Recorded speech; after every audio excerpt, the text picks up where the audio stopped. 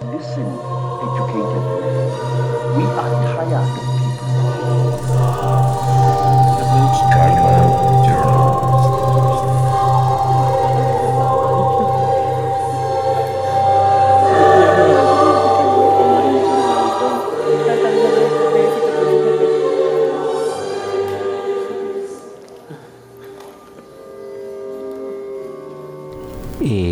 Bienvenidos a este evento organizado por la revista Karma y el Departamento de Humanidades e Idiomas. Estaré con ustedes como moderador en este evento. Nos acompañan Roberto Palomino, profesor del Departamento de Humanidades, filósofo, Felipe Rodríguez, artista y también profesor del Departamento de Humanidades, y Miguel Ángel Rincón, profesor del Departamento de Humanidades y filósofo. Vamos a hacer esta charla en el marco del lanzamiento de Karma número 2, titulada Antropoceno. Esta es la revista, digamos, interdisciplinaria que se ha venido trabajando desde los últimos 5 años. Se llama Colombian Artistic Research Magazine, y en torno a la temática central de la revista vamos a hacer un ejercicio similar. Si la revista se propuso abordar el antropoceno desde diversas disciplinas, de diversas miradas, y en este conversatorio hoy vamos a tener entonces 3 miradas diferentes en torno al antropoceno.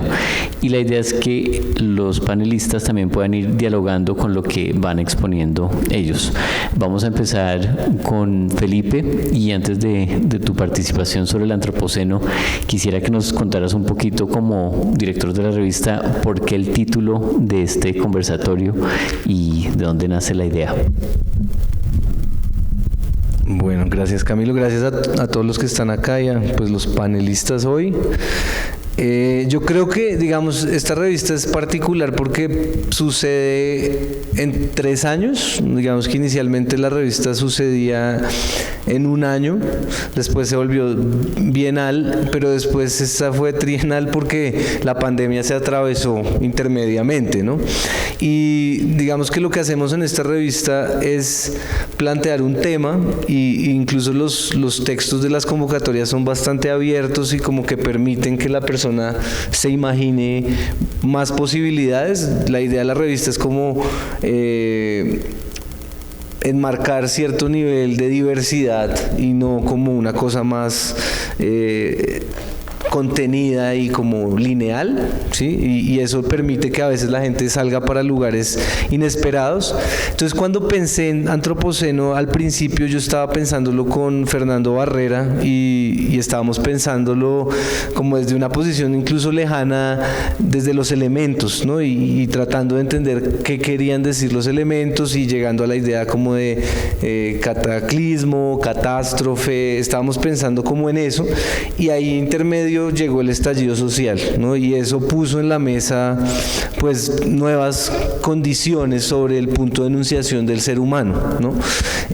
De ahí pues nos mandaron a un toque de queda que después lo como maquillaron como una suerte de cuarentena, pero inicialmente la reacción de que la gente se metiera a la casa tenía que ver con que no querían que estuvieran pues la gente protestando, y después eso se volvió una pandemia que para los que teníamos casa, que no son tantos en Colombia, pues generó unas nuevas condiciones como para pensar incluso el antropoceno, ¿no? Entonces, digamos que cuando estamos acá en esta charla, que bueno, ya ha avanzado más, y pensamos en la frase del título de la charla, que es como quemar árboles, abandonar hijos y...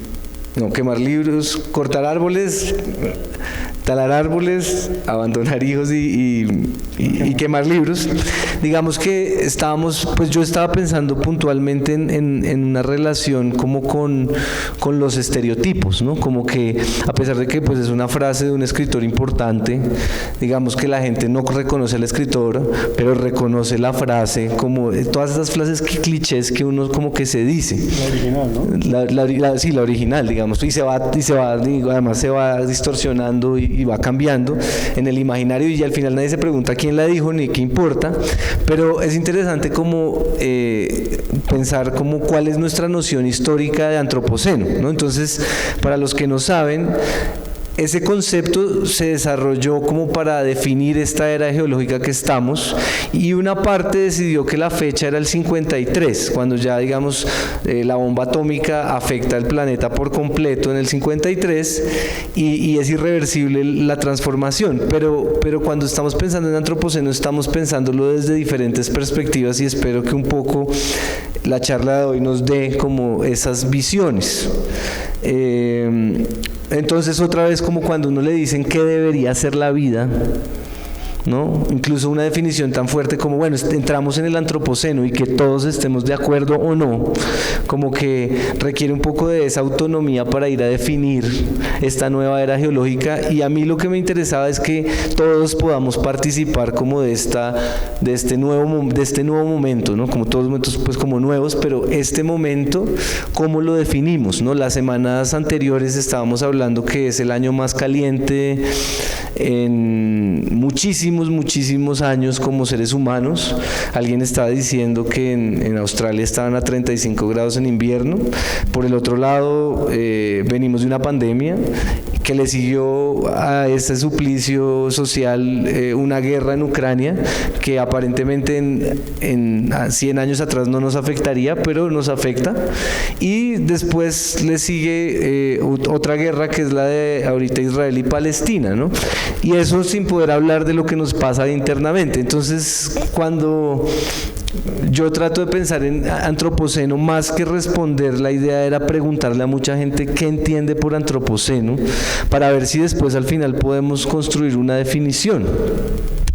Esa es como mi...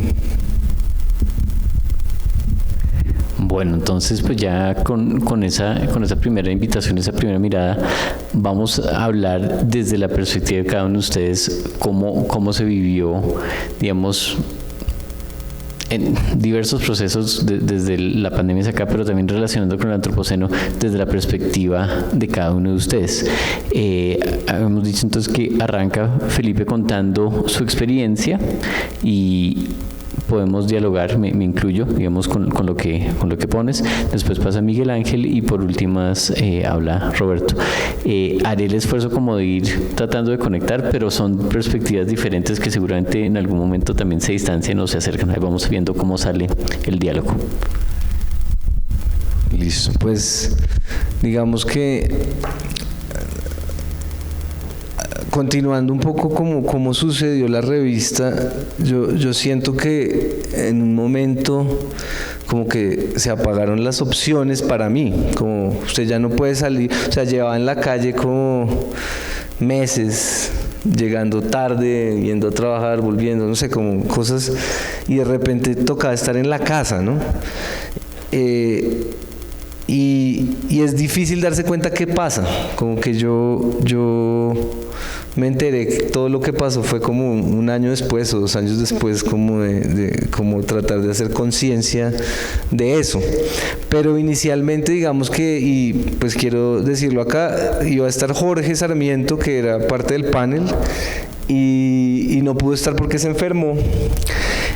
Y la perspectiva de Jorge durante la pandemia fue la de estar en la calle todo el tiempo, ¿no? Como a pesar de que a todos nos dijeron no salga, y muchos hicimos caso por un tiempo, o todavía siguen haciendo caso, Jorge dijo yo no puedo, ¿no? Como no puedo hacerlo, y empezó a salir mientras, y quiero como, porque no voy a hablar lo que Jorge tenía que decir porque pues no sé exactamente sus palabras, pero me gustaría como que hiciéramos una imagen en la mente todos los que estuvimos encerrados en algún punto, y pensar en esa ciudad, ¿no? Que estaba sola, ¿no? Y pensar en estas personas que la transitaron, ¿no? Y que la hicieron posible, ¿no? Hoy en la charla anterior se hablaba un poco de cómo la ciudad pues no es muy habitada, ¿no? Como que da miedo, ¿no? Pues en ese tiempo yo me acuerdo que yo me escapaba por las noches al final ya como desesperado a un parque que ya ni siquiera se preocupaban por prender la luz, porque ¿para quién? Y los primeros días me daba pánico porque uno en Bogotá piensa que lo van a atracar en algún momento, y después de unas cuantas semanas es como acá no hay nadie, ¿no? Entonces es como es una experiencia compleja. Entonces, hablando un poco de Jorge y que lo vieron con la bandera por ahí vieron las imágenes de COVID-19 por la calle, pues yo estaba en mi casa, y no en mi casa, estaba en la casa de mis papás. Y eso pues empezó a hacer que todo lo que se planteó en el texto empezara a resonar. La situación puntual fue que mi apartamento quedó en obra, estaban haciendo unas reparaciones y de repente como que se prohibió que la gente volviera a trabajar y entonces los señores que trabajaban ahí no podían volver, pero yo tampoco podía vivir ahí. Entonces era como una situación ahí como de, bueno, ¿y yo qué hago? ¿No? Por fortuna mis papás viven en Bogotá y pues me quedé con ellos, ¿no? Y entonces la relación fue como también de extrañeza porque fue como, voy a volver a vivir con mis papás, ¿no? Ustedes no sé, ustedes de pronto algunos todavía viven con sus papás. Y era algo muy raro, ¿no? Entonces era como volver al cuarto, y el cuarto ya no era un cuarto, sino era como un estudio que habían adecuado, pero que habían vestigios de que yo había habitado ese cuarto en algún momento y que yo era de ahí. Y entonces al principio se sintió como un juego de niños, como cuando uno construye carpas y juega juegos y se inventa como con la imaginación cosas. Pues mi cuarto era eso, eran cajas que se volvían otras cosas y me sentía bien. Pero en un punto, digamos que la pandemia empezó a ser como una pérdida de propósito personal, ¿no? Como, ¿qué puedo hacer yo? Y tenía muchas ideas y no las podía hacer, era como frustrante, era como muy difícil de sobrellevar esos tiempos, y también como reconocer que por fortuna pues tenía como el apoyo de mis papás, pero también por fortuna como que yo ya era otra persona, ¿no? Entonces era como raro, ¿no? Como que uno se sentía como familiar, pero uno al mismo tiempo se sentía extraño. Y yo me preguntaba qué era esa extrañeza, y esa extrañeza era miedo a matarlos a todos. Como que yo no experimenté la pandemia como yo hubiera querido, que hubiera sido como yo solo con mi autonomía, sino con unos miedos que yo no sabía que tenía. Y entonces como que a mi primer acto como de me importa un carajo, voy a salir, era como, ¿y qué pasa si los mato a todos esta noche cuando llegue? ¿No? Y unos miedos que yo no sé de dónde venían, pero al final era como una cosa que compartíamos. Entonces digamos que iniciando mi perspectiva pues fue muy difícil, porque era como tener 10 ideas diarias y no poder hacer ninguna. Y empecé a entender mucho que uno es nómada y sedentario en porcentajes, no solo nómada y no solo sedentario, como que es raro, ¿no?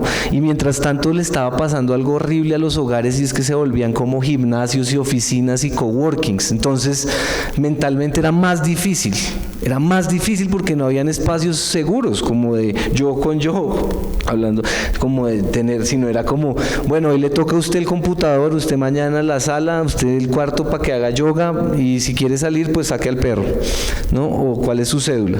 Entonces esa sobreposición de elementos como que tienden a uno como a retraerlo y darle más pánico, ¿no? Como, mejor no salgo. Y durante mucho tiempo salir para mí era como, voy a sacar al perro porque necesito la luz, pero no tenía ningún propósito, solo ese, ¿no? Entonces, digamos que en ese momento, digamos, yo empecé a pensar en los elementos. Y empecé a pensar en qué constituye el hogar. Entonces, y lo voy a dejar ahí, de pronto ahorita más desarrollo un poco más, pero inicialmente lo primero que yo empecé a pensar es, bueno, ¿cómo podemos acceder a los elementos? Y me devolví un poco como a ese inicio que estaba pensando con Fernando, de, bueno, los 5 elementos, o los 4 elementos, digamos, si queremos ir más como a la precisión de eso. Y yo me di cuenta que era muy dependiente. Entonces, lo que antiguamente era un fuego, que en algún momento aprendimos a controlar, pues hoy en día era un fogón de gas que si yo no tengo trabajo, pues no se va a prender. Y y si yo tuviera como maderas y piedras no podría hacer un fuego. Entonces era como, y necesito por lo menos un encendedor, por lo menos esos 1.000 pesos. Entonces ya yo sentía, uy, ahí hay algo que requiere que yo trabaje para que sobreviva en unas formas de trabajo muy específicas además. Después pensé en el agua, y además de que en muchas partes es gratuita, acá también nos toca pagar para tener agua potable, y si ustedes piensan en Bogotá, pues el agua potable, yo no estoy seguro que esté en toda Bogotá, pero si está en toda Bogotá es algo bastante reciente, ¿sí? Entonces ese acceso también dependía de que yo tuviera un trabajo, ¿no? Y después pensé en la tierra, ¿no? Y es la casa, ¿no? Y entonces, ¿qué tanto? Pero es mi casa, yo la compré, yo con mis ahorros compré mi casa, mi apartamento. Pero si no puedo pagar el impuesto, me la van a quitar en algún punto, voy a tener algún problema. Entonces, solo el hecho de haber conseguido ese espacio de tierra, pues no significaba que el espacio de tierra necesariamente me perteneciera de alguna manera, ¿no? Entonces, como que empecé a sentir que hemos perdido mucha autonomía, ¿no? Y entonces mi perspectiva un poco frente a la pandemia fue la de encontrarse con lo más básico primero, ¿no? Y es como, bueno, si necesito lo más básico, ¿puedo acceder a ello? Y la respuesta es que no, como realmente es no, y es grave, como que es como si me quedo sin trabajo, o decido no querer trabajar, pierdo el acceso a todas esas cosas que doy por sentadas, ¿no? Como dimos por sentado el afuera, ¿no? Que ese era mi último elemento, que es el aire, como encontrarse, ¿no? Y entonces después yo me preguntaba, ¡jueputa! Y entonces si el otro es un peligro, nuestra capacidad de agruparnos pues va a decaer completamente, ¿no? Si nuestro mayor apoyo es el apoyo mutuo, si lo que nos ha permitido sobrevivir como especies es el apoyo mutuo, ¿no? Porque no tenemos ni velocidad, ni colmillos, ni fuerza como otros animales, me dio mucho pánico en ese punto, como esta cosa de separarnos. Y entonces, digamos que pasaron dos cosas. La primera cosa, como para cerrar ya aquí la idea, fue que hice un tapete, que no sé si lo han visto por ahí, ahorita ya, es que a veces se cae el proyector por alguna razón, pero bueno, sigue pasando, pero desapareció. Un tapete que dice limpieza social. Y ese tapete era una obra que reaccionaba con la idea de los tapetes antibacteriales, ¿no? Que todos, algunos, pues no todos, pero usamos mucho tiempo, y que creíamos que eso era la cosa más, eso es como cualquier colombiano por la mañana que coge, ¿no? Y ya, ¿no? Y pensábamos que echándole esa vaina estábamos matando a yo no sé quién, y a las frutas y a todo, y resulta que era lo más probable, o sea, había una probabilidad de que eso funcionara, pero lo tomamos como una verdad absoluta, como no hay una forma de comunicación donde diga, oiga, creemos que la medida más razonable es que se desinfecten los zapatos. No, si no se desinfectan los zapatos se van a morir, ¿no? Y es como, y en esas formas de comunicación ya hay dos vainas distintas. Entonces yo me preguntaba tres cosas, ¿no? Una, mientras yo estoy encerrado y mientras hay una campaña muy perversa de quédate en casa, ¿dónde se queda la gente que no tiene casa? Que es la mayoría de Colombia, ¿cierto? Entonces en esa narrativa es fuerte, como quédate en casa, ¿no? Y segundo, pensaba en la clase media, que me parece que es la clase más desafortunada, que en Colombia hemos tenido mucha violencia. Y nunca nos ha dado tanto miedo la muerte como con el COVID, ¿no? O sea, en Bogotá hay limpieza social todas las semanas, ¿no? Y en Soacha ahí desaparecieron una gente y hay unos falsos positivos que la gente se rasga porque no son 6.000, son 4.000, no sé qué, bueno, no sé. y han habido masacres desde la violencia siempre y todos los días vemos, ¿no?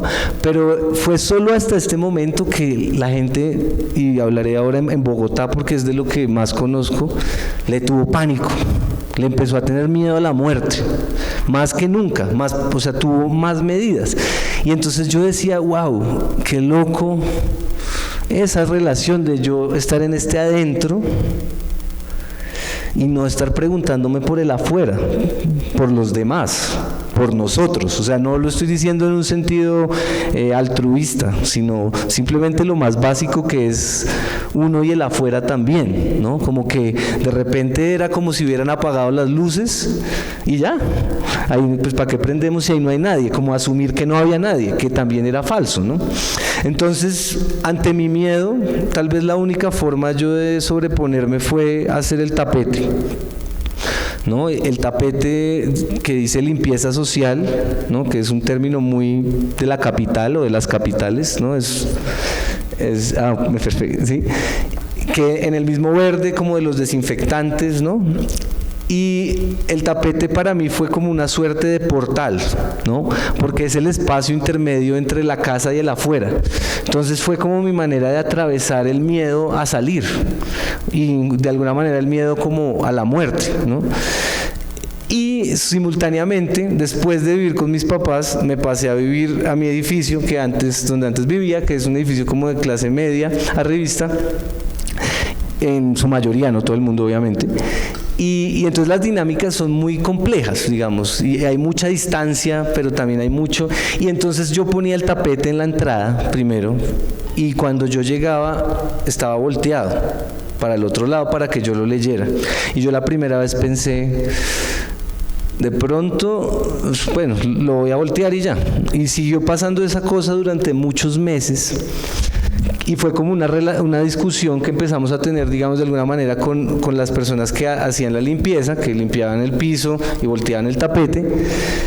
Y realmente uno llega a esa desconexión, ¿no? Como que el que vive en el edificio le importa un carajo de dónde viene el señor de la seguridad, por ejemplo, que llega en bicicleta y entonces cree que vive a una cuadra, pero no necesariamente, ¿no? Y mientras uno tomaba todos estos protocolos de seguridad, pues la gente de ese personal tomaba protocolos de seguridad, pero para los dueños de los apartamentos, no para su propia protección.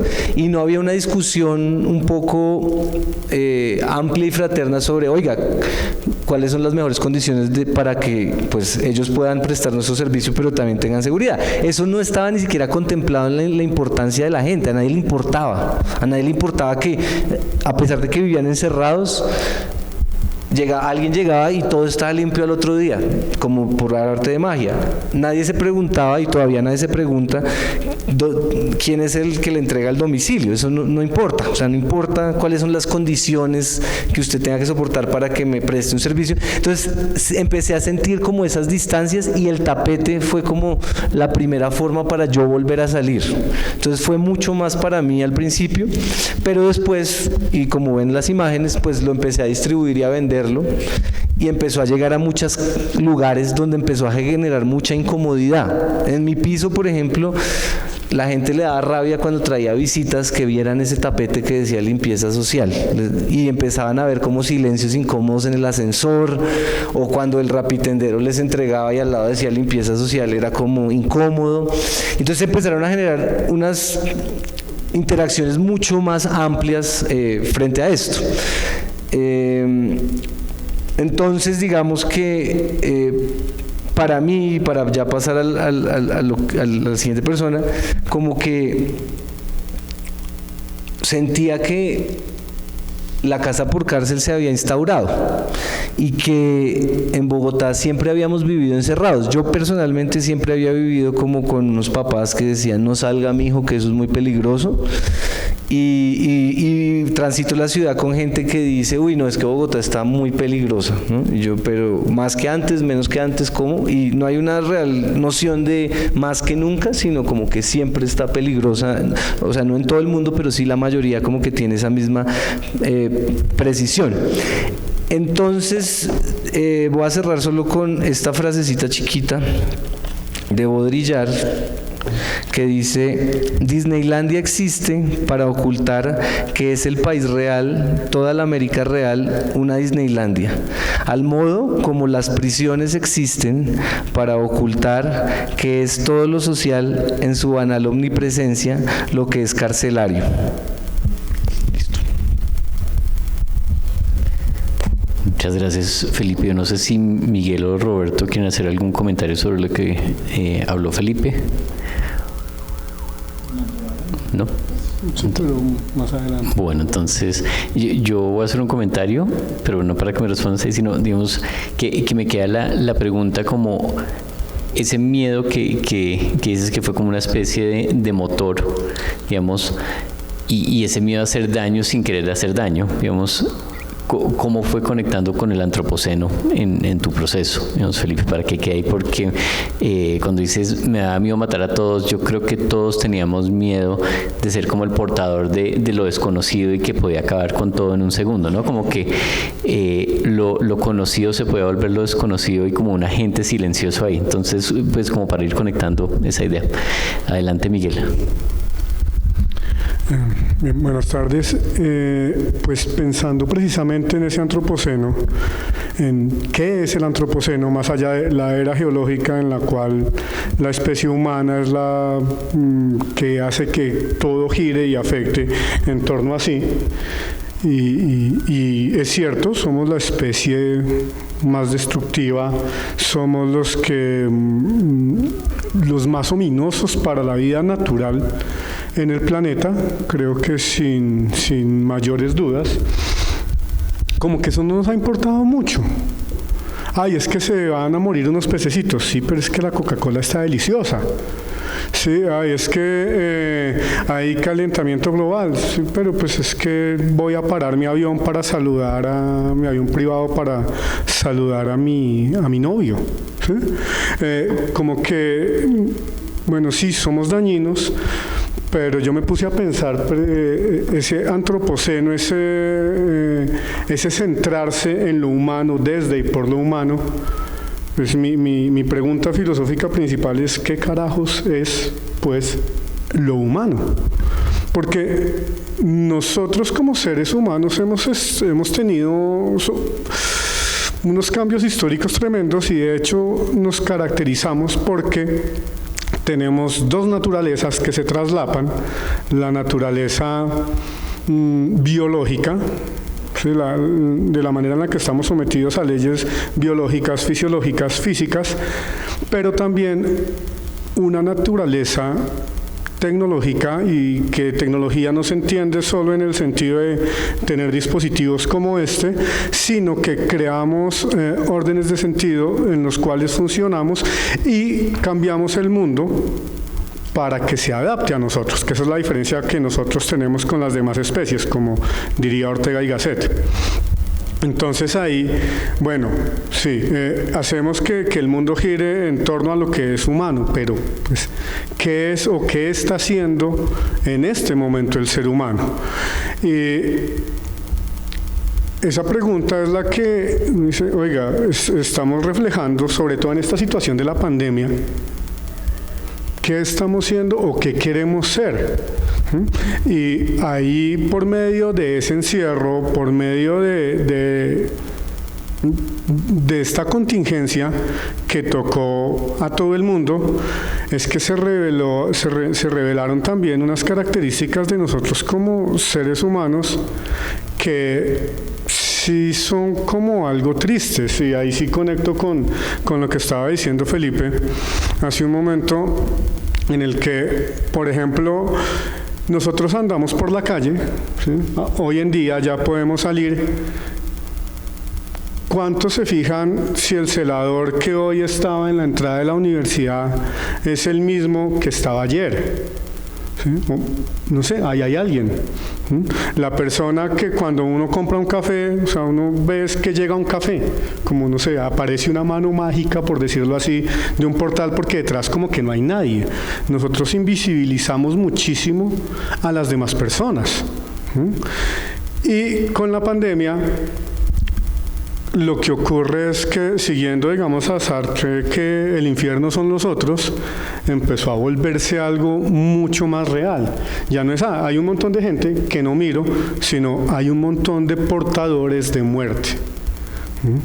Que, digamos que pensándolo responsablemente, sí, oiga, yo también puedo ser uno de ellos y pues yo no quiero matar a mi mamá, a mi papá, a mis hijos, a mi esposa, etcétera, pero sí empieza uno a visibilizar a los demás, pero no por, hay una conciencia del otro, sino hay ese temor, ese miedo, esa barrera.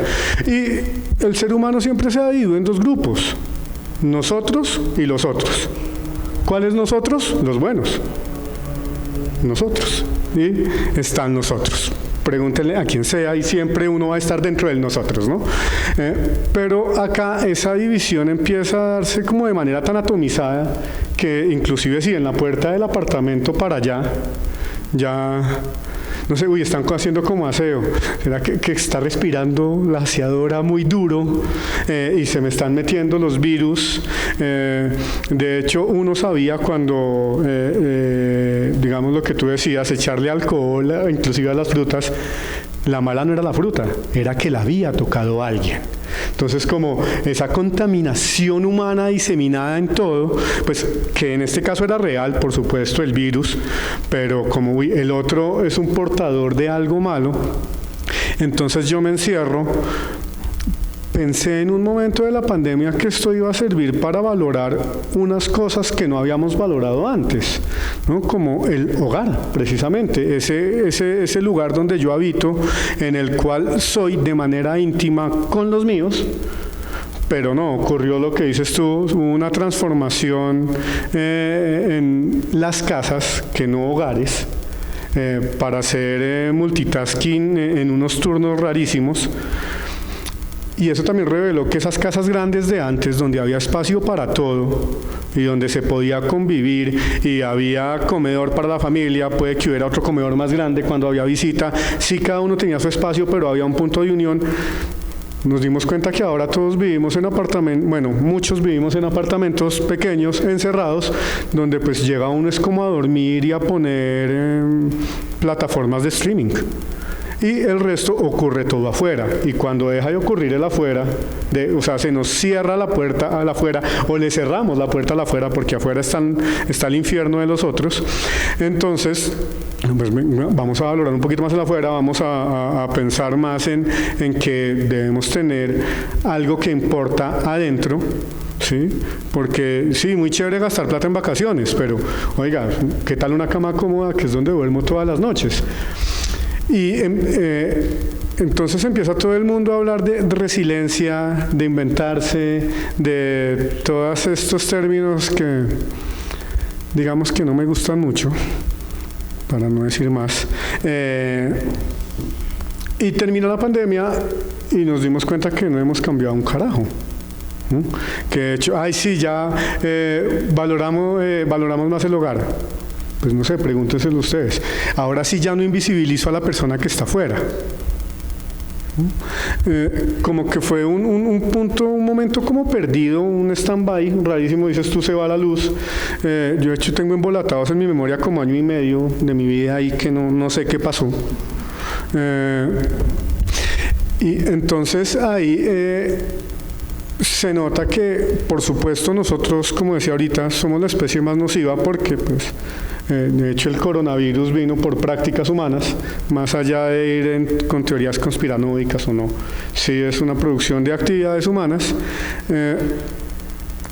Y también nos damos cuenta que la manera en la que afectamos al planeta es porque no tenemos presente precisamente al planeta, sino nuestros deseos, y ni siquiera nuestros deseos como especie, sino esa atomización que hicimos al encerrarnos, también es esa individualización extrema de los deseos, en la cual pues yo quiero algo y no sé qué pase después, no pienso en los demás, no pienso en un mañana, como que cada vez estamos menos ligados al entorno, a la naturaleza, al otro para volverlo un nosotros, sino que venga, yo quiero es que las cosas sean cada vez más fáciles, y aquí es el punto que a mí me parece más curioso de ese antropoceno, de esa característica del ser humano. Nosotros hemos desarrollado mediante la técnica un montón de artilugios y de métodos para hacernos la vida más fácil. ¿Hemos cumplido eso? Sí, pero a su vez nos ha traído unos desarrollos y unas opciones que no habíamos pensado. Eso ocurre con cualquier tipo de desarrollo, ahí sí tecnológico. El teléfono era para hablar a distancias sin tener que enviar a alguien a caballo y se demorara meses y volver con la respuesta para no decir, ay, se me olvidó decirle tal cosa. Ahorita podemos hablar de manera inmediata, pero creo que lo que menos hacemos con estos cosas es hablar con alguien más, digamos, en una llamada. Entonces, la misma tecnología nos va revelando que tiene otros usos y nosotros respondemos a esos usos y empieza como esa bola de nieve. Tengo una necesidad, la suplo, y el suplimiento de esa necesidad me refleja que puede haber otro uso que a su vez me genera una necesidad distinta. Y ahí es que entramos en esta maquinización de lo humano, en la que no nos damos cuenta de las afectaciones que hacemos. ¡Ay, qué chévere! Ya no tengo que movilizarme para dejar un mensaje, voy a tener más tiempo libre. Sí, claro, hasta cuando estamos en el baño. Haciendo el 2 estamos conectados al trabajo, a la universidad y a un montón de cosas. Entonces, eso que supuestamente nos liberaba y nos dejaba más tiempo, en realidad no lo ha hecho. Y así es que nosotros, como seres humanos, esa parte que tenemos de desarrollar por, no sé, éxito, reconocimiento, dinero, por eso que llamamos como desarrollo, y como si la historia y la humanidad tuvieran un camino lineal que tiene ya un cenit, un final ahí marcado. Es el camino que tenemos que seguir sin opción ninguna. Es lo que está haciendo que nosotros mismos, sin darnos cuenta, al potenciar solo esa característica de lo humano, de el modificar la naturaleza para satisfacer necesidades, estamos dejando un montón de partes de lo humano, que porque somos un poliedro con muchísimas caras, escogemos unas muy pocas y dejamos de lado esas otras caras para satisfacer una necesidad. Es decir, la característica del ser humano de ahorita es que por satisfacer unas necesidades está perdiendo su propia humanidad para volverse él mismo un productor, consumidor, que busca simplemente suplir necesidades suyas o de esa sociedad que él mismo ha conformado. Por eso es que algo tan, podríamos decir, potencialmente traumático, pero lo cierto es que sí fue bastante doloroso como la pandemia para mucha gente, no causó gran mella, porque de hecho vimos, ahora hay otras necesidades que me reveló la pandemia que necesito satisfacer, pero a costa de esas otras cosas humanas. Roberto y Felipe, ¿tienen algún comentario en este momento? Una pequeña respuesta, como si quieres. Y yo después hago el comentario. Digamos que, no sé, o sea, es que varias cosas, pero bueno, yendo desde más hacia atrás, hacia adelante, digamos, hay un ejemplo que es terrible y es como en Bogotá, cerca de la 90 y pico, Concepción, no me acuerdo exactamente ya, en la pandemia, un momento que los dueños de un edificio tenían tanto miedo de la pandemia que dejaron encerrada como a la señora de la celaduría en un cuarto, sí, ¿no? O sea, ese es el nivel de conciencia frente al otro y no es solo un ejemplo, hay varios ejemplos durante la pandemia, entonces, claro, y digamos que yo, pues con lo que tú dices, yo creo que lo primero que realmente fue fuerte de enterarse fue la arquitectura cambió. O sea, sí tenía esa conciencia, pero fue como, vivo en un aparta estudio de 50 metros y eso cuando yo era chiquito era impensable porque solo habían casas. Y después miraba alrededor y todo el mundo vivía en cosas chiquitas o estaba hablando con los estudiantes y vivían en piezas y era como, profe, me estoy volviendo loco en esta pieza, pero no se puede salir, no sé qué hacer, ¿no? Entonces como que pasamos de una ciudad muy amplia como a una ciudad muy restringida, y para mí digamos que lo que siguió fue, bueno, me quiero ir de donde vivo y quiero que cada espacio parezca un espacio distinto, y quiero que cada espacio tenga un significado en mi casa. Sí, como quiero pensar así, pues puede que sea un fracaso y pues no se puede hacer, pero esa pérdida de sentido del hogar me parece que está muy ligada como a la ansiedad que siente la gente hoy en día, porque no hay adentro tampoco, ¿no? Entonces es todo es afuera, porque el jefe, no, o sea, hacen portarrollos de papel higiénico con cosito para ponerle el celular, ¿no? O sea, ¿qué sentido tiene esa vaina? Pero lo tiene. O sea, ahorita estaba pensando en ¿qué sentido tiene el trabajo en un call center? ¿Para qué sirve esa vaina? El servicio al cliente, ¿a quién le sirve? A nadie. Así sea un robot o así sea una persona, a nadie. Pero es en lo que más emplea gente. Entonces es una locura como la dimensión de cosas que no necesitamos. O sea, yo nunca he podido salir satisfecho de una salida de una llamada de servicio al cliente, pero es innecesario, pero se ha vuelto vital, porque es que me quedé sin internet hoy y alguien me tiene que solucionar eso ya, ¿no? Y no sé qué tan importante sea en ese mismo momento. Entonces quería decir eso.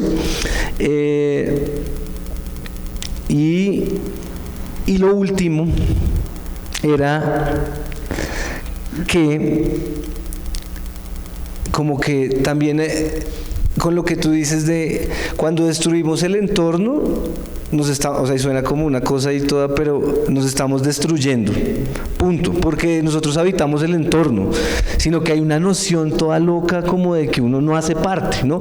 Pero lo más loco es que no pensar que hay otras especies en el mismo planeta también peleando por sobrevivir, que si necesitan prescindir de nosotros lo van a hacer, ¿no? O sea, hasta un punto tal vez éramos una especie que no impactaba a tantas especies. Hoy en día somos como lo que impide que otra especie viva, y en esa medida pues uno es un enemigo de la supervivencia de eso otro. Entonces el COVID yo no lo veo tan digamos tan negativo, en el sentido que puede ser también o puede pensarse como un mecanismo ¿no? como de control de nosotros mismos, o pues digamos en este caso puede que sea de laboratorio, pero podría llegar otra especie que no nos permita existir, ¿no? Y hoy lo veíamos en la anterior charla de qué pasa cuando uno deja de habitar un espacio, pues otra forma de vida obligatoriamente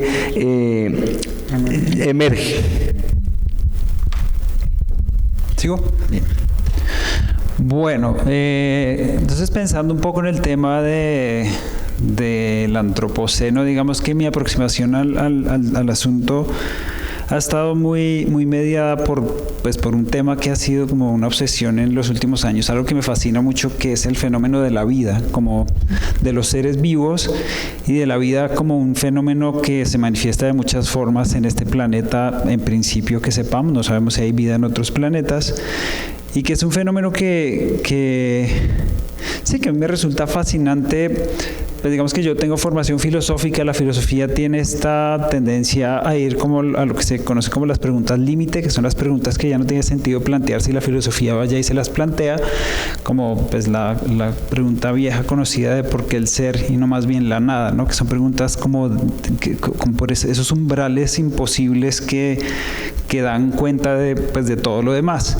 Y uno de esos umbrales que a mí me ha interesado mucho es este de ese fenómeno de la vida, de dónde viene, cómo explicamos el origen de algo que es cualitativamente tan diferente a lo no vivo, o bueno, probablemente no, pero es, digamos, es un fenómeno que a mí me fascina, y me ha fascinado al punto en el que he buscado entrar en contacto con otras formas de vida, ojalá en territorios no tan humanizados como los territorios urbanos, y digamos que este ejercicio de tratar de buscar el contacto con la vida no tan moldeada por digamos los marcos conceptuales y por las acciones humanas, digamos que marca mucho mi comprensión del fenómeno del antropoceno, que voy a tratar de explicar.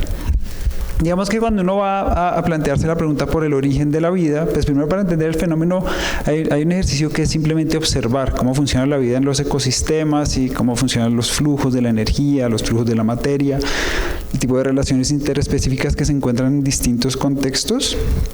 Pero yendo como atrás, tratando de rastrear el origen de ese fenómeno, Pues lo que dice hoy la ciencia es que la vida tiene, al menos en el planeta, más o menos 4.000 millones de años y luego la ciencia estima que el universo tiene 13.700 millones de años y que este planeta tiene más o menos 4.500 millones de años.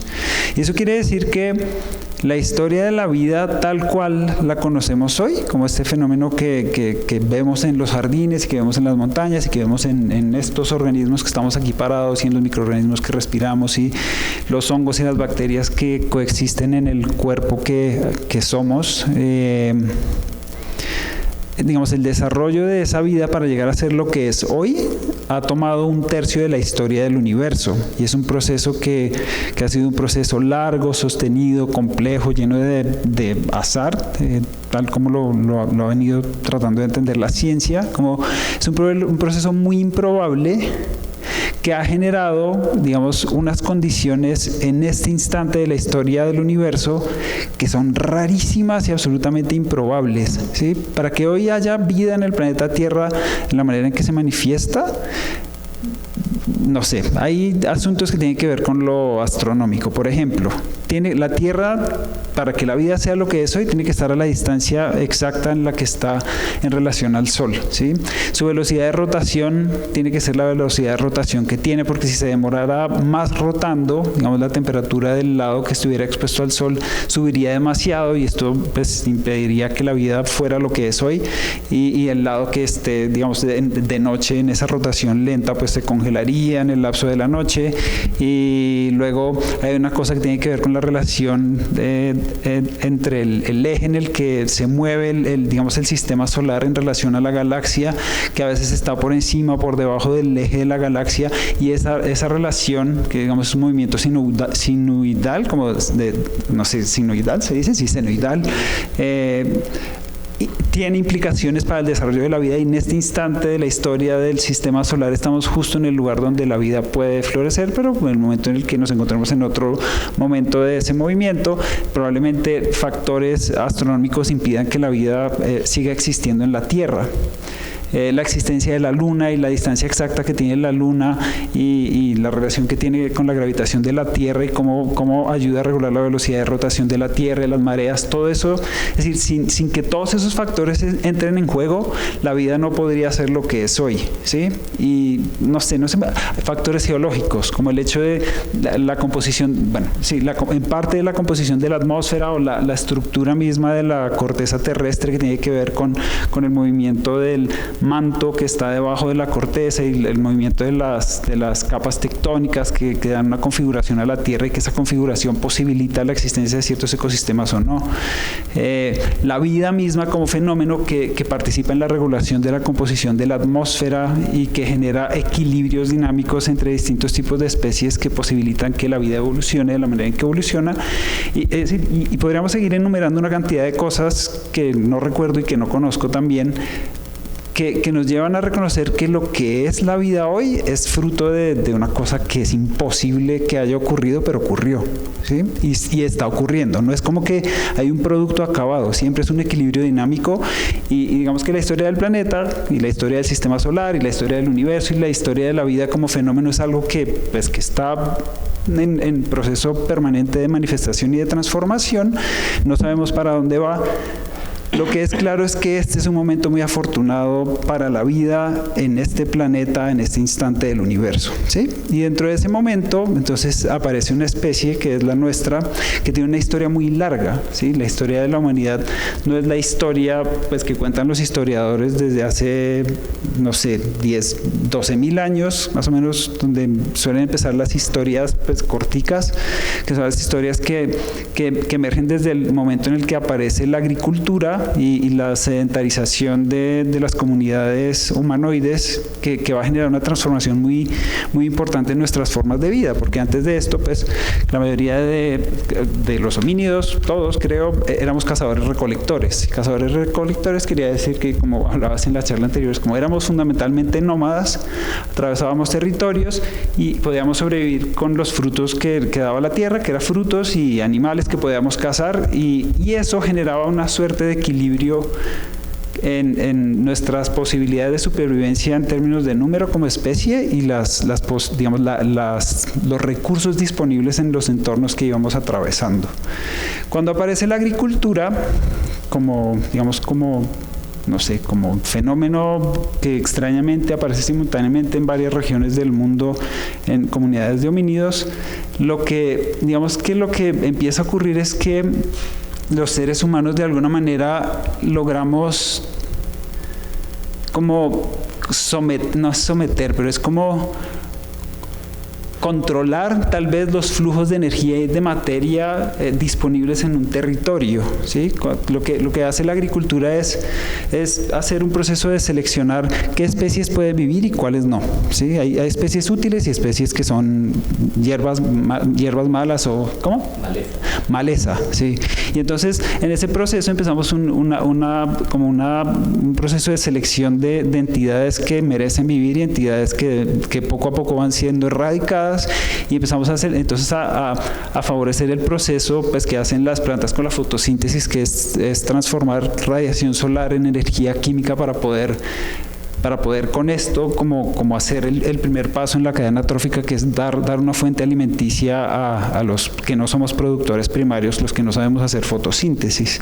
Y entonces en ese proceso de selección y también con la domesticación de los animales, que va más o menos en paralelo con este proceso, empezamos un ejercicio como de empezar no tanto a acomodarnos a la tierra, como así adaptarnos a las condiciones de los territorios que íbamos visitando, sino más bien generar condiciones en territorios en donde decidimos qué vive, cómo vive, de qué manera y qué vale y qué no vale en relación a qué nos sirve y qué no. Y a partir de ese momento empieza como un proceso de gradual aceleración en nuestra capacidad de transformar el mundo, que pues primero es la agricultura y después como varias transformaciones en la agricultura, después vendrá más adelante como todo un proceso de construir una imagen del mundo amoldada de una manera de comprender la realidad, vuelta como traducida en dimensiones, en número, en cosas que podemos calcular, y tenemos todo un lenguaje instrumental para valernos de esa cuantificación del número a través de la matemática y la física y todo lo que se desarrolla, que genera el proceso posterior de la revolución científica, una visión racionalista del mundo y el sometimiento del mundo a partir del desarrollo de la técnica, que va a dar lugar a la revolución industrial, en donde cada vez como que accedemos a más fuentes de energía y disponemos de ellas para que cumplan lo que identificamos como nuestros deseos o nuestras preferencias y bueno, digamos que esa, no sé por qué me di toda esa vuelta. Por el antropoceno. Entonces, ¿qué es el antropoceno y por qué? Porque digamos, el concepto viene de la geología que para mí en este momento es una de las ciencias más fascinantes en mi proceso de aprendizaje, porque digamos que parte de lo que va a lograr la geología en la transformación de nuestra comprensión del mundo es que amplía las dimensiones temporales de nuestra comprensión de los procesos de la Tierra, de los procesos digamos de creación, de configuración del planeta Tierra y luego de la aparición de la vida. Y la geología, cuando postula la necesidad de hablar del antropoceno como la nueva era geológica, lo que está diciendo es lo siguiente. Digamos que la geología descubre que la historia de la Tierra es más larga de lo que imaginábamos a través del estudio estratigráfico, ¿no? Es como vamos yendo hacia abajo en la superficie de la Tierra y lo que vamos viendo son capas de sedimentación que son la historia larga y tendida de la Tierra, en donde vemos registros de minerales y fósiles y materiales de otros momentos de la historia de la Tierra, y entonces a partir de eso podemos ir construyendo un relato coherente de cómo fue que se fue configurando la Tierra.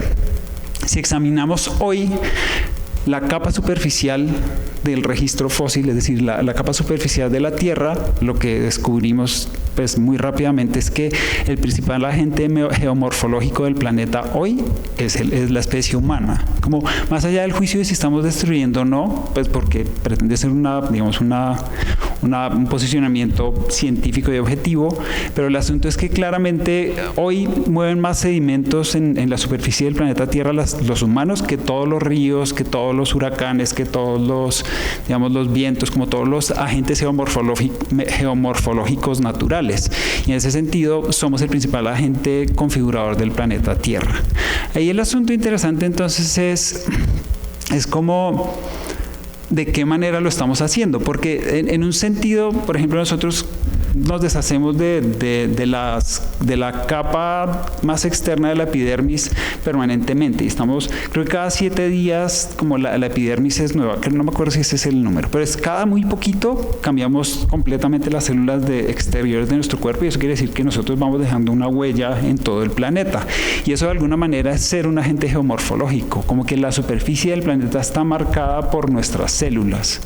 Digamos que lo complejo y problemático tiene que ver, digamos, no tanto con el hecho de que inevitablemente lo somos, sino que hoy la manera en que estamos afectando la superficie de la Tierra es una forma que está como orientada por una comprensión sobre de qué se trata estar vivo, de qué se trata ser un ser humano, cuáles son nuestros imaginarios acerca de dónde está la felicidad, cómo se vive una vida bien vivida, que son, digamos, construcciones culturales que cambian a lo largo del tiempo, a lo largo de la historia, digamos, en las distintas culturas.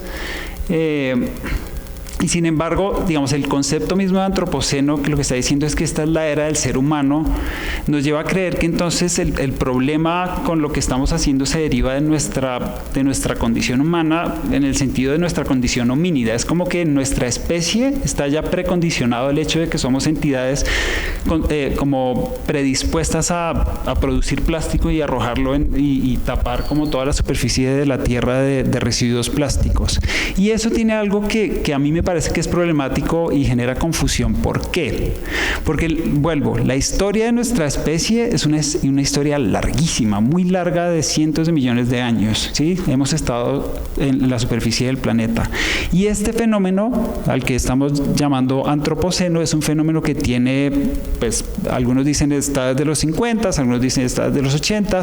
Uno podría decir que es algunos dirían desde la primera revolución agrícola, o la segunda, o de la revolución industrial.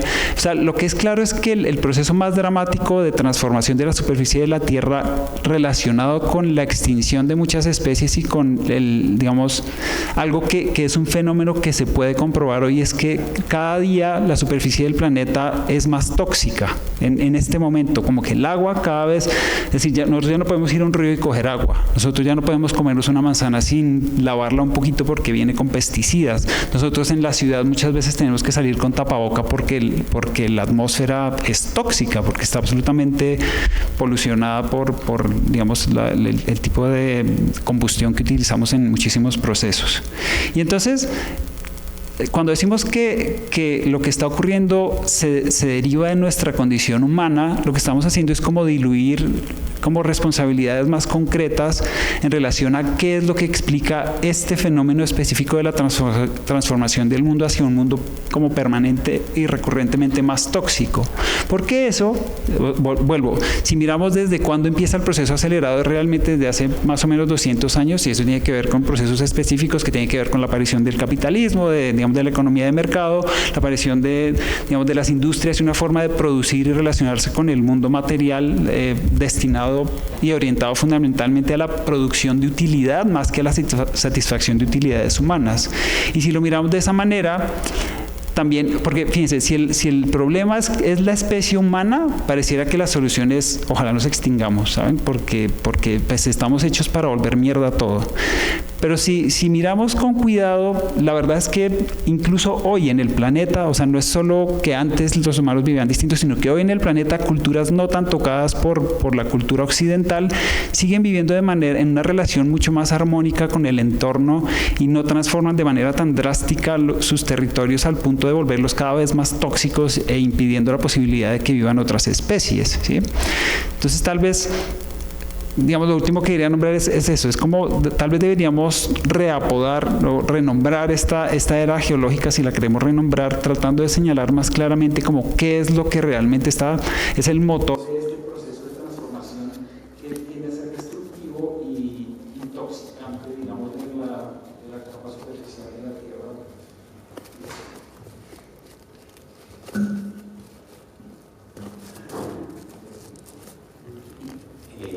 Gracias, Roberto.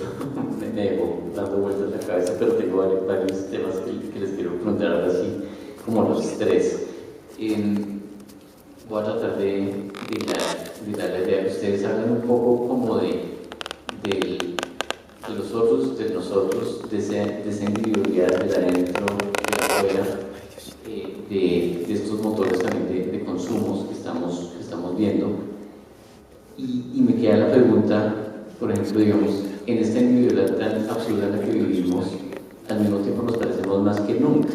Y el otro día estábamos con Felipe hablando sobre la arquitectura, entonces más que nunca compramos apartamentos que son todos iguales, es decir, que ya tú nombras los espacios, Felipe diciendo como quiero más espacios, ya está predeterminado el espacio que necesita la persona para el celular, para la pantalla plana, es decir, hasta qué punto nuestra autonomía de escoger de cómo vivimos se pone, digamos, en realidad en jaque a raíz de la pandemia, porque nos dimos cuenta que en realidad transitamos mucho más hacia afuera y en muchas ciudades el hogar o la casa era solo un sitio para ir a dormir y bañarse y salir al otro día, es decir, que no era un hogar.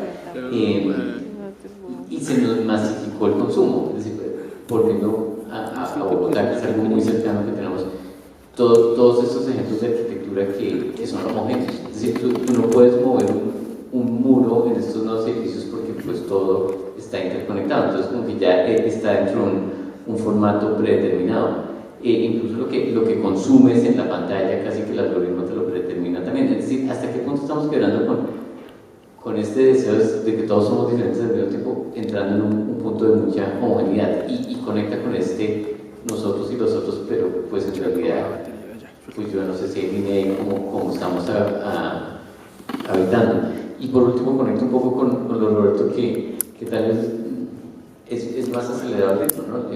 El ser humano siempre impactaba el entorno, no siempre, bueno, pero desde el momento de volvernos sedentarios y escoger qué es maleza y qué es alimento, y viene la pregunta: ¿quién domesticó a quién? ¿Si la planta o el ser humano? Es decir, ahí está todo un rollo. Desde que se acelera mucho ese consumo y se garantizan poblaciones más grandes, pues el impacto es más fuerte. Pero rompo, entonces vuelvo como a la pregunta inicial, digamos, a todos nos formatean para ser especiales, individuales, únicos, pero uno mira alrededor y el otro es muy parecido a mí, así me genere mucha desconfianza. Entonces no sé por dónde quieren arrancar, quién quiere hablar. ¿Sí se entendió? Sí, no, yo digamos que para conectarlo, porque estaba empezando desde como la virtualidad, quería empezar como desde la virtualidad, como para pensar en nuestra distancia con la realidad, porque yo creo que un poco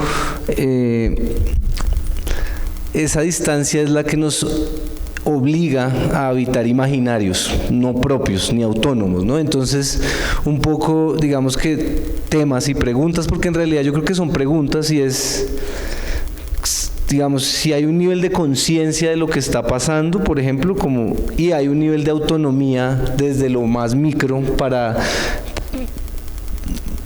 ser consecuente con lo que sea que estamos siendo discursivos, porque yo siento que el problema es que no hay autonomía. O sea, el que es estudiante es porque, y si nació en Colombia es porque tiene que ser estudiante, ¿sí? Porque usted desde que nació le toca ir a la universidad, o no es nadie, pero por lo general es gente que no quiere ir o que quiere estudiar otra cosa, ¿sí? Entonces como que desde ese direccionamiento de no poder escoger, como que ya hay una distancia frente al mundo. Es como, no, pero es que a usted ya le dijeron qué tenía que hacer el día que salga de su casa. Y entonces, digamos que llegamos a cosas como que se pueden relacionar más en Estados Unidos antes de la pandemia, y era como ese cuento del niño que no sabe de dónde viene la carne porque es un cuadrado en el supermercado, ¿no? Y entonces no tiene esa relación que uno tenía con el campo, que también es interesante pensarla más allá como de lo hippie, y es que por lo menos yo siento que a veces uno se siente en Bogotá que necesita como otros espacios, no digo necesariamente naturales, pero a veces conectarse con eso más básico, como con lo mínimo, después de tantos estímulos, como que resuena en uno, en casi todo el mundo, como que bajarle un poquito al estímulo, como que lo enfoca, ¿no? Entonces, yo pensaba un poco en todas las categorías que hacemos y en todos los poderes que tenemos, porque, digamos, más allá de lo negativo, que es más más latente a veces. Como lo decías en la charla anterior, digamos, el pasado está encadenado, pero está disponible para todo el mundo y de una forma como muy sencilla, ¿no? Y de la misma manera yo creo que entender nuestra relación con nosotros mismos y el entorno como que no tiene ninguna limitante, ¿no? Simplemente es como preguntarse por su propio entorno, ¿no? Como ¿dónde estoy?, ¿no? Y entonces digamos que por eso, y ustedes ahí vieron como una obra que hice de quemando el Zoom bombing, y fue porque yo sí sentía que esa era la virtualidad, era realmente lo que nos estaba enfermando, ¿no? Como que si estamos tratando de salvar el mundo desde una pantalla, ya sea del cambio climático o de la guerra o de nosotros mismos, pues es muy difícil, ¿no? Es muy difícil como que no haya gente que diga, no, ese tal cambio climático no existe, o como quien dice que sí, digamos, y ninguno de los dos habita el mundo, ¿no? Como que es como usted, pues no me diga nada, ¿no? Usted está feliz encerrado y pues viva encerrado, ¿no? ¿Por qué plegarse a esas luchas de transformación de la sociedad si a uno lo que le gusta es estar en la casa drogándose o viendo Netflix y viendo porno todo el día, ¿no? O sea, y pidiendo domicilios, como que tal vez a veces reconocer que uno es ese tipo de persona y que no quiere nada más, pues puede ser más honesto que estar vinculándose como a estas causas, ¿no? Entonces como que digamos que por ese lado veía como esa noción, digamos, del impacto. Y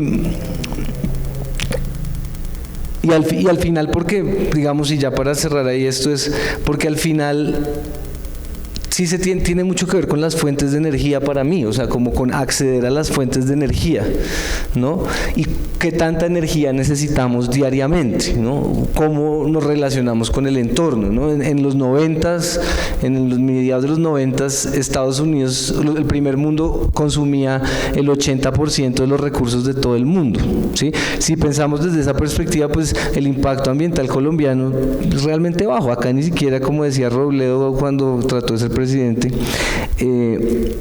Colombia ni siquiera tiene industria como para que nos estemos preocupando por mi huella de carbono. Entonces como que no, es como la gente aquí está, pero no tienen ni siquiera noción de en qué país están, ¿no? Es como que se sienten en Estados Unidos. Entonces, volviendo a eso, cuando uno piensa en los 90s que el 80% de los recursos, y eso incluye el alimento, es consumido por el primer mundo, que es una cosa muy pequeña, pues, ¿no?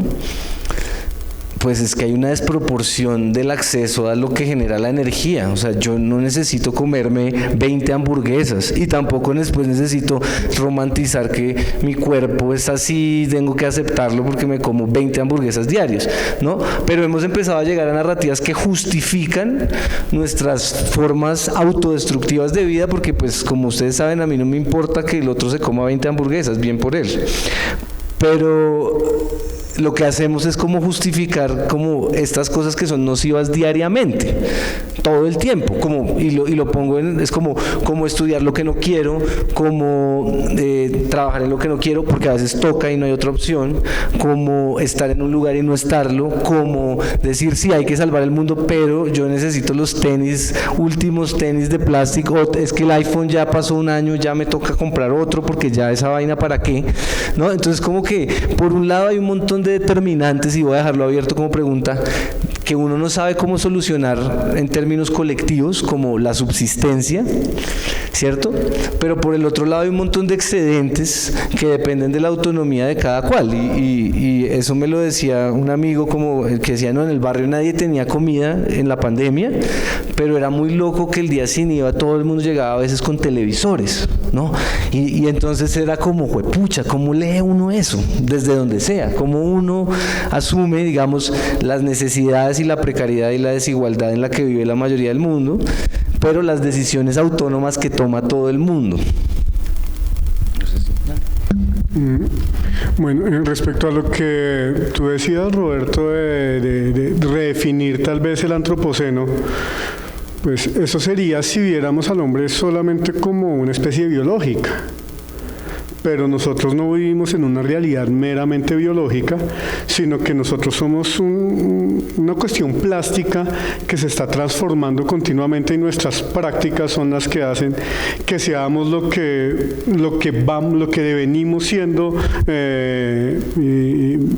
y así como ad infinitum, bueno, hasta que ya nos extingamos, porque nosotros no vivimos de una manera solamente natural.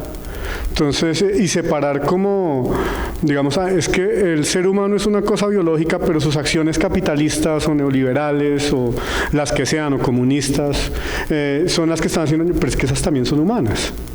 Y eso también es parte de nuestra realidad como... Pero de un pedazo de la cultura. Bueno, es decir, no, justamente, son humanas, pero son humanas perdón, que son humanas, pero son humanas como de un momento histórico muy pequeño y digamos, originariamente como de una región pues muy específica que tuvo un efecto colonizador, que claro, ahora casi todos pues tenemos esas aspiraciones, pero o sea, el asunto es que si pareciera que ya viene en el gen, entonces parece ser que sabes que digamos el capitalismo y el imperialismo no tuvo nada que ver con esta historia. No, sí, en eso sí estoy de acuerdo. Digamos que eso viene hace como unos 200 años, lo que ahorita llamaríamos como Occidente. Sí, eso sí está claro, porque huella dejamos desde que somos sedentarios.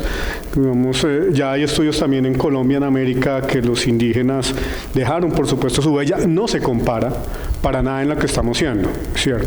Pero el ser humano occidental, que es el mayoritario ahorita, digamos que esa es la forma de vivir humanamente, de ser humano, que es la que tenemos hoy, tristemente. Pero no es, lo que quiero es como que no es algo accesorio a lo humano, sino es algo que ha reconfigurado al humano que somos hoy en día, que sí considero yo que tenemos que reevaluarnos, por supuesto. Y bueno, y respecto a esa como individualidad, sí, es cierto que es como una quimera. De hecho, nosotros nos creemos todos individuales, únicos.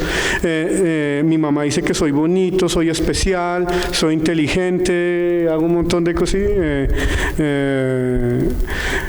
Pero lo cierto es que no tanto. De hecho, el individuo empezó a existir hasta la modernidad. Pensamos como que siempre el ser humano ha sido como individuo algo único, la categoría de individuo ni existía, y nosotros lo hemos llevado a unos extremos. Sin embargo, tú eres un individuo único, súper diferente. Por eso te manifiestas igual que todos tus contactos en redes sociales. Y escuchan la misma música, y ven la misma película, y van al mismo concierto, pero todos son únicos. Y porque, digamos lo que tú decías, desde el teclado hacemos algo que no lo ves tan honesto, porque a la hora de que yo soy un hacktivista o un activista de teclado, estoy mostrándole a los demás que estoy cumpliendo esa labor social, que no es ninguna, la verdad, en eso estoy de acuerdo, pero sí hay como una validación social que en realidad se da dentro de ese mismo grupo, y a las 2 semanas por mucho se les olvidó. Por ejemplo, tenaz lo que está pasando ahorita en Gaza, porque la guerra de Ucrania ya pasó de moda hace como 2 meses, sí, porque no se ha acabado la guerra. Entonces sí, nosotros somos, y también eso es muy occidente, ¿no? En realidad, esa tendencia y querernoslo dar de individuales, de únicos. Ahora bien, tampoco quiero decir, no lo somos, pero tampoco es que quiera decir todos somos absolutamente iguales, ¿no? Si hay algo, volviendo a Ortega y Gasset, yo soy yo y mis circunstancias, esa frase de él me parece tremendamente importante. Sí hay un yo único, pero que no se puede entender separado de ese contexto y de esas circunstancias en las que vivimos. Entonces, sí, hay cosas de cada uno, y de hecho, cuando uno las reconoce sinceramente, es importante siempre y cuando de verdad tengamos en cuenta, y llevándolo a este punto de no solo lo ambiental, sino a lo social, cómo nosotros estamos de verdad conectados con los demás, y si entendemos que de verdad sí hay un otro, pero que ese otro, que esa negación, esa negatividad, que ahorita, ¿cómo decirlo sin que suene contradictorio? Rechazamos esa negatividad. Todo tiene que ser igual. Si tú te portas diferente y haces algo que no me gusta, terminamos porque tienes que ser igual que yo. Yo no sé, ahorita las relaciones se entablan de una manera también bastante como onanista. Todo debe servirme es a mí, y todo debe ser como la naturaleza, un reflejo mío. Y no me doy cuenta que yo simplemente estoy respondiendo a unas dinámicas que yo no creé, pero que sí alimento de una manera tremenda. Entonces, sí, no somos tan únicos, pero la forma digamos que eso tampoco es fatalista, sino que hay antes que reconocer, oiga, estamos más ligados a los demás y a la naturaleza y a la existencia, y si quieren a lo espiritual, pues de ahí religión, de hecho viene de religar. Nos puede ayudar a entender, oiga, cuál es esa afectación que estamos causando, que ese es el problema, que no, como que ni siquiera como que somos conscientes, y para eso ayuda también la arquitectura y todo ese sistema. Ahorita uno va y deja la basura en el chute. Y ahí para allá, pues embarrada a los que vienen al lado de doña Juana, pero pues ese no es mi problema, yo ni me entero. De hecho, aquí los que ustedes se reciclen, muy bien por ustedes, pero la verdad eso no pasa mucho después. Entonces, como que uno se desprende y solo cumple las funciones de su como nicho social, y gracias a la virtualidad, que en realidad es real la virtualidad. ¿Sí? Uno puede llorar o reírse por algo que ve en una pantalla, por un like o por un comentario feo, y esa lágrima no sale en bits, ¿sí? Eso es igual de real. Lo que pasa es que se da por otros medios, y la vaina es que pensamos que como nos reunimos virtualmente representa una totalidad. Es como, ay, es que todo el mundo sabe tal cosa. Todo el mundo, o tú porque te rodeas en redes con personas que piensan igual que tú. Entonces lo único que hacemos es como satisfacer de nuevo esas necesidades, eso que estamos pensando, y lo que hacemos es que crezca eso cada vez más. Por eso Occidente cada vez es más homogéneo, y pensamos como que eso es el mundo, eso es lo que está bien, esa es la verdad. Tampoco estoy diciendo que lo que nosotros creemos está mal, pero pensamos que todo está fijo, somos únicos, y todo está como bien y perfecto, y simplemente hay que cumplir y seguir tendencias. Y esa es como y los resultados de todo eso son esa huella que estamos dejando en seleccionar una parte nuestra en la cual, pues reitero, nos perdemos un montón, porque ¿qué quieres ser? No sé, ingeniero, qué chévere, ¿qué quieres construir? No, yo quiero como trabajar como ingeniero, porque quiero tener plata. Bien, no es que esté mal ganar plata. Chéveres y gastan, no sé. Chéveres si tienen plata, pero es más, oiga, de verdad, ¿yo con qué quiero contribuir? ¿Qué quiero ver? ¿Qué me gusta? No, es simplemente como funciono. ¿Sí? Hemos creado un montón de cosas para que nos faciliten, hagan cosas por nosotros, pero nos damos cuenta que nosotros nos estamos convirtiendo en cosas que también lo único que están haciendo es actuar para suplir necesidades, pero ya a nivel social. Sí, que ahí, digamos, volviendo al tema de la individualidad, que pues digamos que en el relato de nuestro tiempo es un poco esta idea de que entre más individuo, más libre soy, ¿no? Es algo que es un hecho patente, volviendo como a este asunto de contemplar cómo funciona la vida, que nosotros como seres mamíferos somos seres que somos principalmente vinculares, y que si estamos vivos es debido a que hubo un cuidador primario que nos sostuvo en brazos y nos alimentó, y digamos lo que luego llegamos a ser como que experimentamos como una individualidad es el fruto de haber sido parte de comunidades de protección, de cuidado, de las que aprendimos el lenguaje, y a través del lenguaje aprendimos como toda una metafísica y una comprensión sobre la ontología pues, propia de nuestra cultura y los valores propios de nuestra cultura. Y luego el individuo, eso que experimentamos como es que esto soy yo, es el resultado de todas esas, digamos, esos condicionamientos, y que no es en términos negativos, digamos, así es que se configura la subjetividad. Y entonces la idea digamos, en la teoría del contrato social, un poco lo que se dice es que en el estado de naturaleza había individuos por ahí desperdigados como átomos, y algún día dijeron, no, juntémonos. y eso es absolutamente falso. O sea, somos mamíferos y somos seres vinculares primariamente. Y lo otro interesante es que pues, nos venden la idea de que entre más independientes y menos lazos de solidaridad construyamos, vamos a ser más libres, no vamos a depender menos del otro. Pero lo que ocurre en la práctica cuando dejamos de tener esos lazos solidarios desinteresados, como los lazos primarios familiares y los lazos como desinteresados que establecemos en nuestras comunidades, que son lazos de soporte, lo que termina pasando es que cuando yo ya no tengo a un otro que tiene una relación de cuidado y afecto hacia mí, como todas mis necesidades y todos mis conflictos para ser resueltos me van a remitir siempre a mí al mercado, como que siempre tengo que ir a la tienda o tengo que ir a trabajar o tengo que pedir un préstamo a un banco, y eso quiere decir que cada vez me vuelvo más dependiente de entidades despersonalizadas y que claramente no están pensando en mi bienestar, sino en instrumentalizar mi necesidad para pues, sacar utilidad a partir de ello. Entonces es interesante como replantearse esa idea de qué tan favorable es para la libertad esta tendencia a quererme desvincular de todos mis vínculos pues, primarios y, no sé, desinteresados. Yo quería ampliar sobre el individuo un poquito, que era, digamos, que no hemos estudiado lo suficiente sobre el individuo. Tenemos una noción de la individualidad y tenemos una noción que pienso que es, pues, y estoy hablando popularmente, más allá como técnica y académicamente, como de comunitaria tampoco, ¿no? Como que todo el mundo habla de Darwin, pero pues yo no sé si todos han leído a Darwin, y también las lecturas de Darwin están mediadas por Huxley, por un montón de personas que plantean como esa relación como de adversaria, ¿no? De rivalidad que existe, pero que no es necesariamente predominante, ¿no?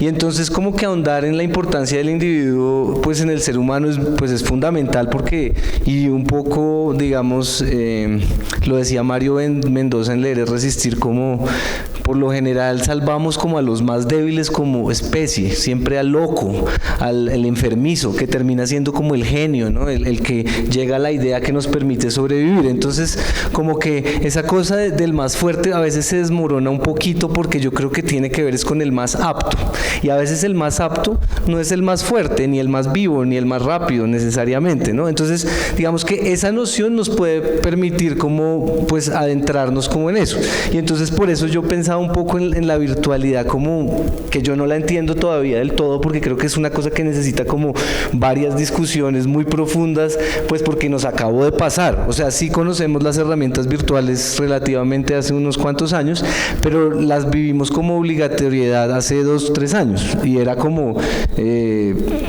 para la comida mucha gente, para trabajar mucha gente, para, no sé, para los cumpleaños mucha gente, y digamos que lo que yo veía un poco, y por eso estaba esa idea de Bogotá Zoom, que era el Bogotazo, en la fecha del Bogotazo que estaba prohibido salir, pues saliendo, pero la Bogotá Zoo, que es como un zoológico, que parecía como cada uno en su ventanita, y en su ventanita de Zoom uno es como, y se pone el nombre y se pone la cosita, y si se quiere poner más cositas se puede poner más cositas, ¿no? Y como una cosa también de ser como una suerte de ventana y una suerte de pantalla como en el zoológico, ¿no? Uno no va a ver cómo viven los animales, sino uno va a ver como la contextura del animal, uno no está viéndolo en su entorno natural, ¿no? Entonces digamos que esa separación de nuestras relaciones, pues que ya de antemano es preocupante, porque así nos enseñan en el colegio que es solo hay un 5, usted le toca peleárselo, porque hay uno entre usted y yo, no todos podemos sacar 5 en este mundo,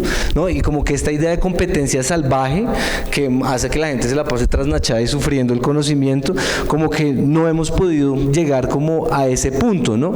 Entonces me parece que lo que yo he experimentado en Bogotá, porque creo que si voy a hablar algo tengo que hablar desde Bogotá, es la pérdida de las diferencias. Como que cuando yo nací en Bogotá, Bogotá era Bogotá, y ser colombiano era bastante colombiano, y si uno iba a otro país uno parecía un colombiano, como ese man no es de acá, Ahora uno ve a cualquier colombiano y parece otro man en Nueva York, otro man en cualquier parte. La gastronomía solamente, cuando yo era chiquito, era comida de la casa, lo que uno comía, y había la posibilidad en ese entonces de llegar a la casa a almorzar porque no había tanto tráfico.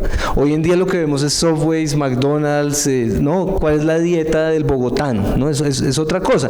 Entonces como que yo sí siento que hemos dado un paso como hacia un mundo más globalizado, que yo creo que conspiranoicamente estas guerras pueden tener como esa función de vamos a pensar que es un gobierno para que todos dejen de pelear o algo así, que son raras estas batallas, ¿no? Pero al mismo tiempo estoy de acuerdo con que la idea de aislarnos lo que hace es volvernos más vulnerables, ¿no? O sea, si uno es claro es que uno es prescindible de los gobiernos, de los poderes, de las empresas, de todo, porque uno no hace parte de la misión ni la visión, ¿no? La misión es un PIB que no tiene que ver con la gente, ¿no? Entonces en ese sentido pues en cualquier momento puedo salir, pero ¿qué pasa si pierdo eso, pero además destruí todo mi tejido social y no le puedo pedir, oiga, me regala un pedazo de pan, parce, que hoy no tengo, no, coma mierda, ¿quién es usted? ¿No? Eso es lo que a mí me parece mucho más preocupante. Entonces la gente se compra un celular y lo disfruta 5 minutos mientras está cagando y después, jueputa, ¿cómo voy a pagar el otro mes? ¿No? Y es como una hazaña como de cómo llenarse de trabajo, no para vivir, sino para pagar ese celular y ese pequeño placer de 5 minutos mientras van al baño y textean no sé qué, ¿sí? Entonces es una locura, porque realmente sí es un aislamiento, ¿no? Bueno, ya estamos sobre las 4. Yo no sé si alguno quiere hacer un comentario de cierre. Yo siento que pues como que fue un viaje, hilamos ahí diferentes ideas, pero como que salen algunos mensajes claros para el público. No sé si hay una última palabra de Miguel o de Roberto que quieran decir. Bueno, una última palabra de Felipe. Sí, yo solo quería decir que, o sea, yo siento que yo soy de este planeta y no quiero vivir en Marte, como que prefiero morirme en la Tierra que vivir en Marte, como que no. Bueno, un aplauso para nuestros panelistas y muchas gracias por acompañarnos hoy.